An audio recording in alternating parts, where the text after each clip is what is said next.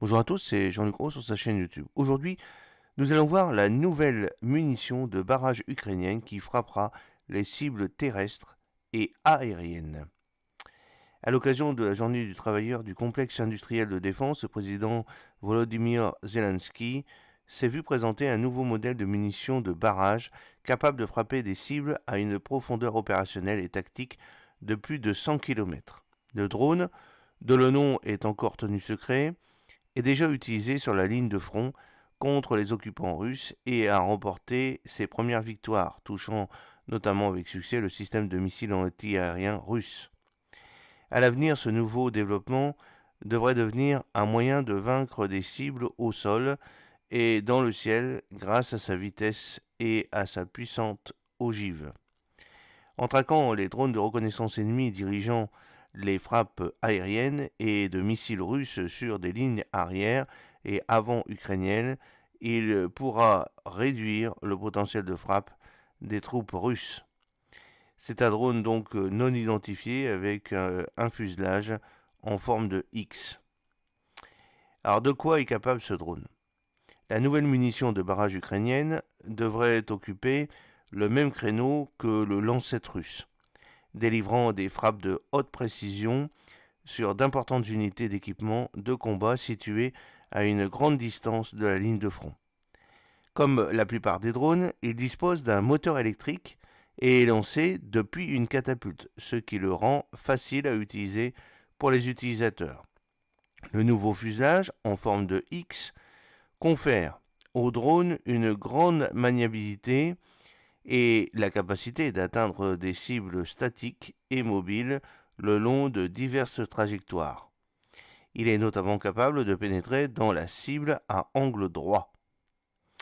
En fonction de la cible sélectionnée, une ogive pesant jusqu'à 3 kg peut y être installée. Il est présenté en différentes versions, à fragmentation, thermobarique ou perforante avec un noyau de choc. Ces derniers peuvent pénétrer jusqu'à 40 mm le blindage et causer de sérieux dégâts aux équipements, créant un grand nombre de blessures secondaires lorsque la coque est cassée. Pour intercepter des cibles aériennes, le drone sera équipé d'une ogive à fragmentation. Son déclenchement se produira lors d'une collision avec un objet ou lors de son approche par un signal de la télécommande de l'opérateur. L'onde de souffle et la coulée des débris devraient détruire le fuselage de l'éclaireur ennemi et ainsi le faire tomber.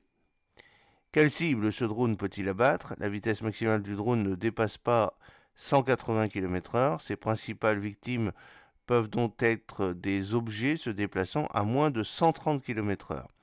En fait, nous parlons ici donc des Orlan 10, des Ala, des Lancet russes, bien qu'en théorie, il pourrait s'agir aussi d'hélicoptères planants ou survolant des trajectoires opposées. Un élément important du nouveau complexe de frappe ukrainien, c'est donc un drone à répétition qui fonctionne en tandem avec des munitions de barrage. Il effectue les tâches consistant à trouver une cible, à la suivre en précision d'une frappe de drone et à surveiller objectivement les conséquences d'un coup. Grâce au répétiteur, la munition de barrage est capable de fonctionner sur de longues distances et avec une bonne communication. Grâce à lui, l'opérateur peut contourner le phénomène d'horizon radio et ne pas perdre le signal vidéo et le contrôle du drone jusqu'à ce qu'il atteigne la cible. Tous les drones du complexe sont équipés de modules de communication cryptés très fiables avec la norme AES 256, ce qui leur permet de travailler dans des conditions de suppression active par les systèmes de guerre électronique. Une autre innovation importante pour le complexe de frappe a été l'intégration du système vision industrielle qui assure la capture d'objets et le ciblage automatique. Cette technologie est déjà activement utilisée par l'armée ukrainienne pour vaincre des cibles, même dans les zones d'exploitation de puissants systèmes de guerre électronique. Aujourd'hui, le complexe sans pilote est au stade de la démonstration Il se déroule dans des conditions de lancement et d'application constant dans la zone de combat où le drone détruit déjà avec succès les équipements ennemis. Le coût d'un tel drone n'a pas été divulgué, mais selon mon analyse, il est comparable au coût de la plupart des drones opérationnels et tactiques ukrainiens, c'est-à-dire presque rien du tout. J'espère que cette petite vidéo vous a plu. N'oubliez pas de cliquer sur le pouce pour la promouvoir, de vous abonner si ce n'est pas encore fait et de partager cette vidéo sur vos réseaux sociaux. A très bientôt, fidèlement, Jean-Luc O.